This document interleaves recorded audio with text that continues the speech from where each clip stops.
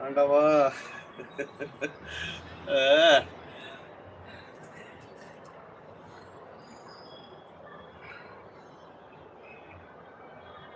அப்பா!